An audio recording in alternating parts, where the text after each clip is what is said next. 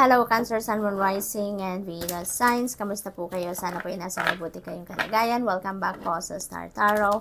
Kung bago kayo rito, welcome din kayo. Thank you sa inyong support. I truly appreciate it. God bless you all po. Tingnan natin ang mga messages ni Cancer for today.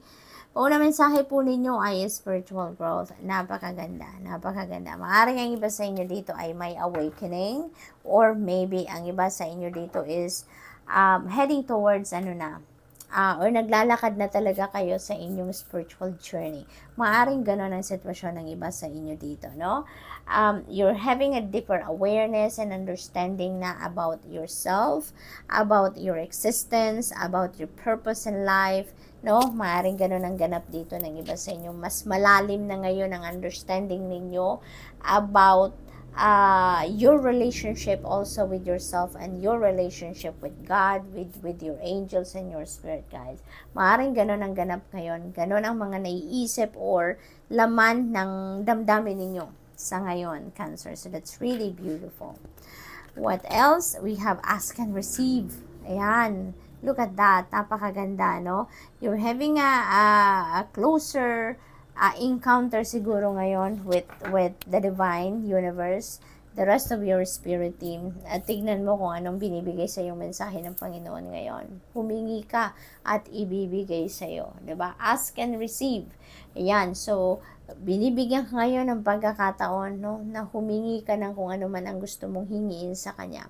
And feeling ko dito, maaaring gagawan niya agad yan ng paraan, ano, para ibigay niya agad sa iyo, no, Cancer. So make a wish na, parang wishing to ngayon.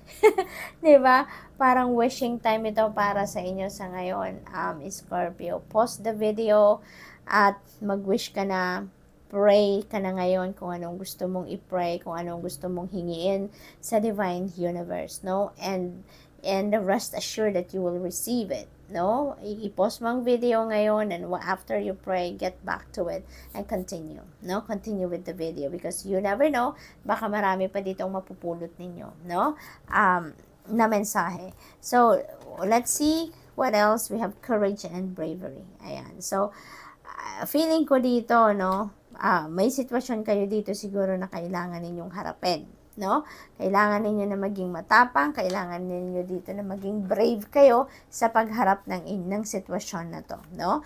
Giving up is not an option dito. Kaya inimbitahan ka dito na magpakatatag ka at magpakatibay ka dito because kayang-kaya mo kung ano man ito, no? Hindi tayo binibigyan, 'di ba, ng mga challenges sa buhay, problema sa buhay na hindi natin kayang solusyonan, na hindi natin kayang harapin. Kaya ito ang encouragement sa inyo dito, no? I-activate ninyo ang inyong courage, no? At ang inyong bravery, and masusolusyonan ninyo or malulusutan ninyo kung ano man ang problema na meron kayo. So, what else? We have angelic protection. This is really, really beautiful. Archangel Michael is here. Tignan ninyo ang hitsura ng dalawang card na to, no? So, parang nakikita ko din dito si Archangel Michael, no?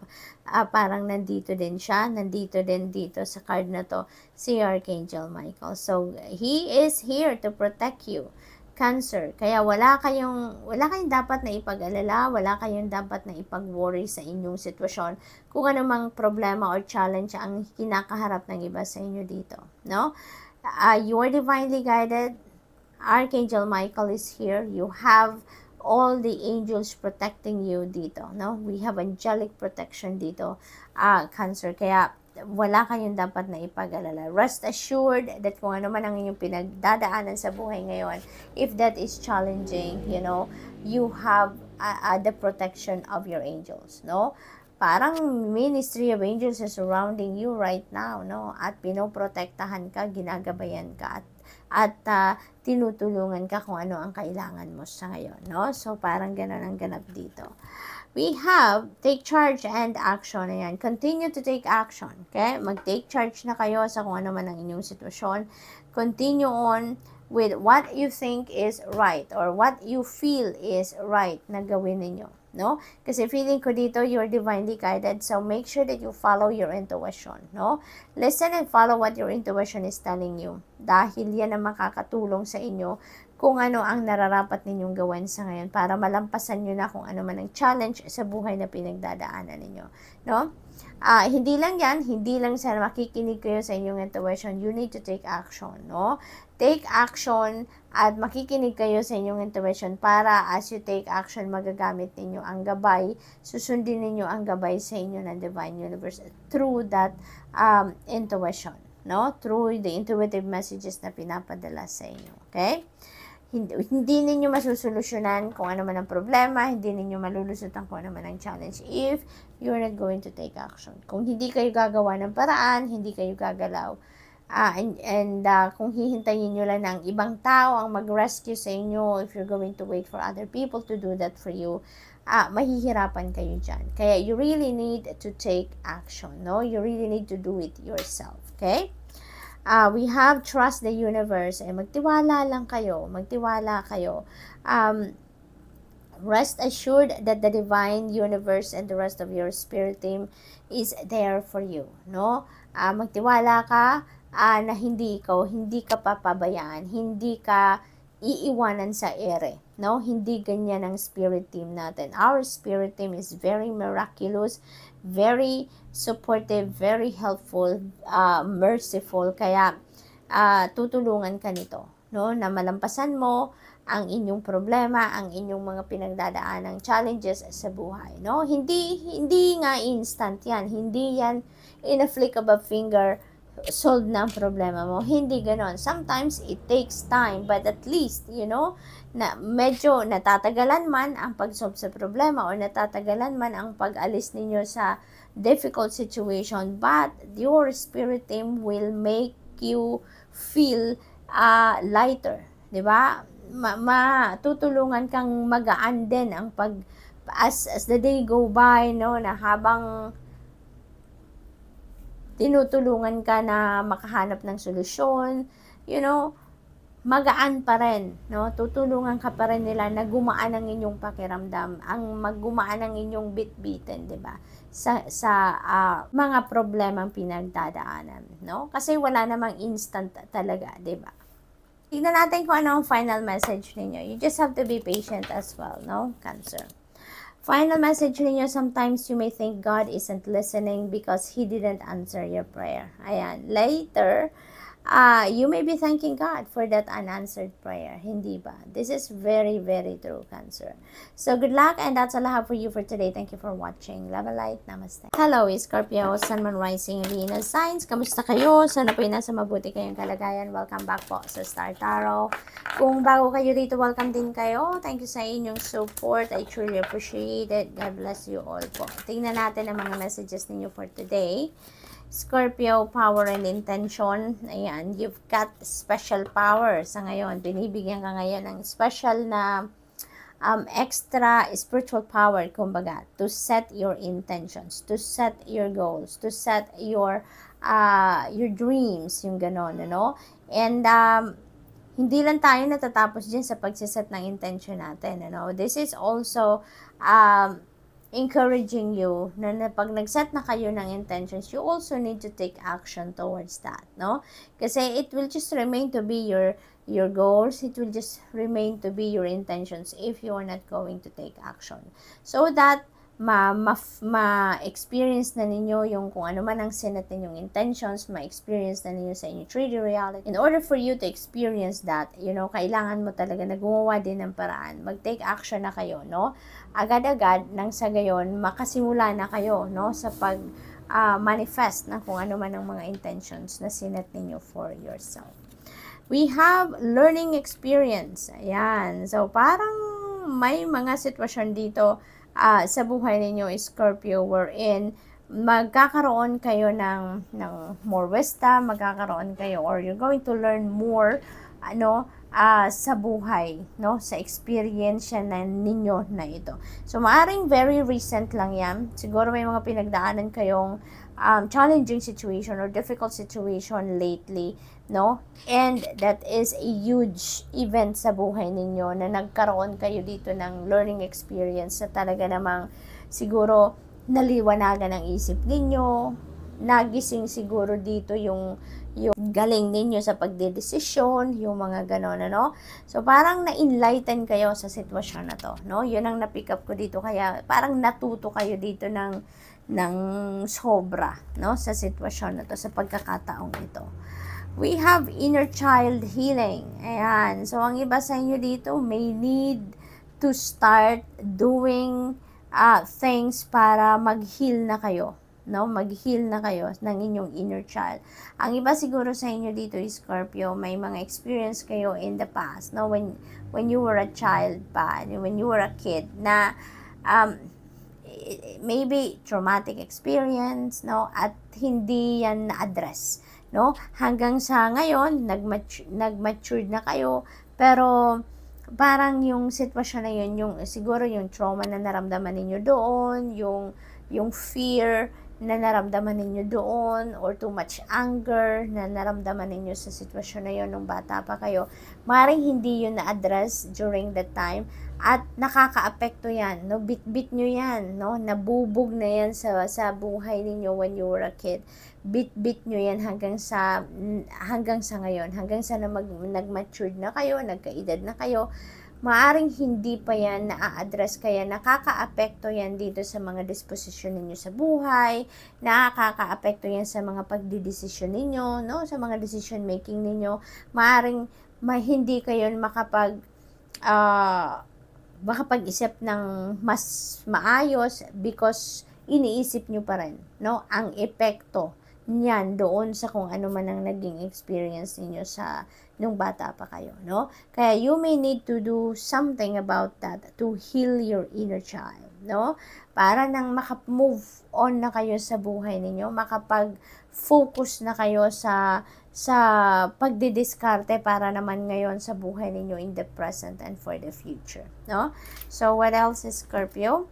We have expect miracles. Napakaganda namang energy ito. This is very vibrant and very uplifting and very joyful ang dating ng energy na to. Kaya most likely, may mga miraculous events talaga dito na mangyayari sa buhay ninyo. That could be in any area of life na talagang mababalot kayo ng saya. Mababalot kayo ng joy dito at talagang magiging excited kayo, magiging to the roof. 'Di ba? To the roof ang saya na mararamdaman ninyo. And you never know, Scorpio, maaring yung mga intention dito na sinet ninyo could manifest already, no, sa buhay ninyo agad-agad. And that could be these miracles. Kasi maaring yung miracles din na to could be answers to your prayers. Maaring ganun din ito. So, depende sa inyong sitwasyon. We don't know kung anong ibibigay ng Divine Universe sa atin, diba? Kaya, mag-expect lang kayo na there are miracles that are about to unfold sa buhay ninyo around this time. So, we have listened deeply. Yan, there are intuitive messages dito na pinapadala sa inyo ang Divine Universe. Kaya iniimbitahan kayo dito to listen deeply because you're being guided, no? You're divinely guided right now. There may be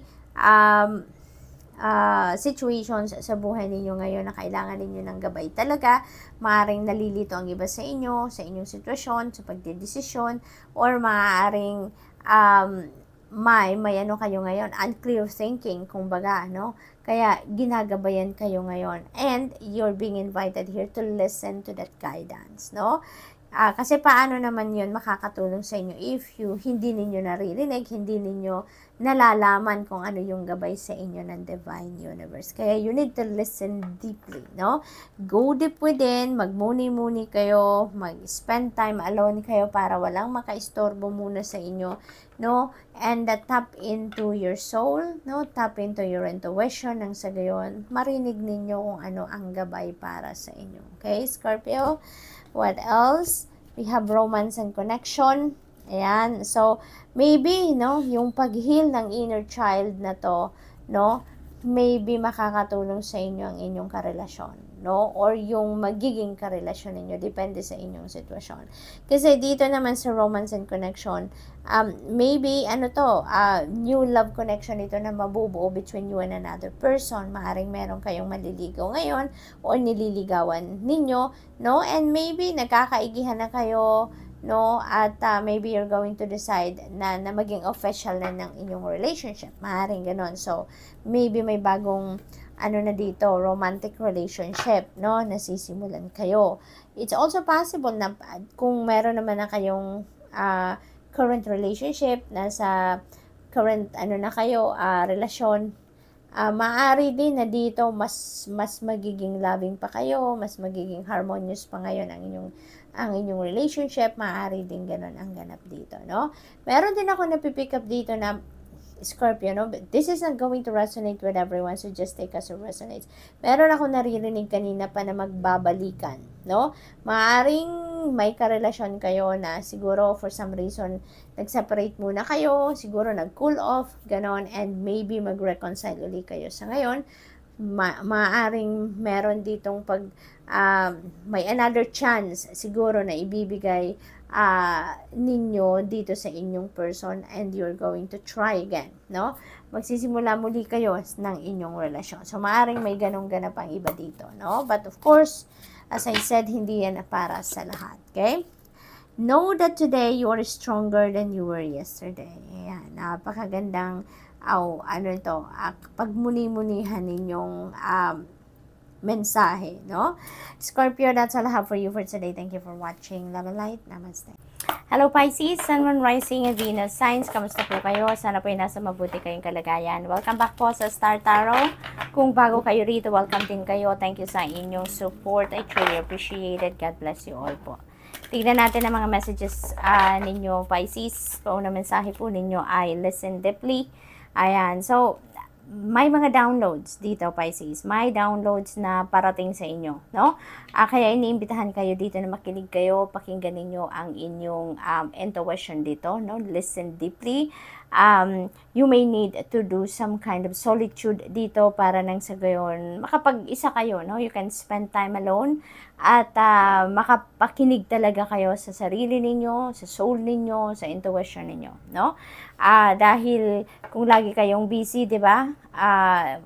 Yan yung hindi ninyo maririnig, no? Yung mga intuitive messages ninyo, most likely hindi. Kasi kung busy yung katawan natin, lagi may ginagawa. Yung isip natin umaandar din ng constantly. Kaya you may need to do some kind of dito.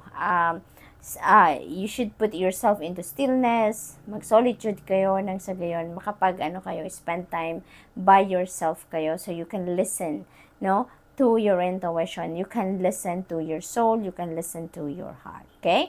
Because looks like this is an important guidance para sa inyo dito, Pisces. Maaring you're praying for enlightenment, for clarity, maaring ganon, or talagang meron kayong mga important decisions siguro na kailangang gawin sa ngayon. That's why ginagabayan kayo ng Divine Universe dito by sending you intuitive messages.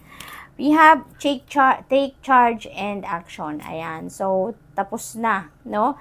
Ang pagiging, ninyo, pag-hesitate ninyo, ang pagpo-procrastinate ninyo, ang pagdadalawang isip ninyo, no? You're being asked here now to take charge and take action. Because kahit anumang pagpaplano natin, kahit anumang pag-iisip natin, ang mga diskarteng gagawin natin sa kung ano man ang balak natin gawin, hindi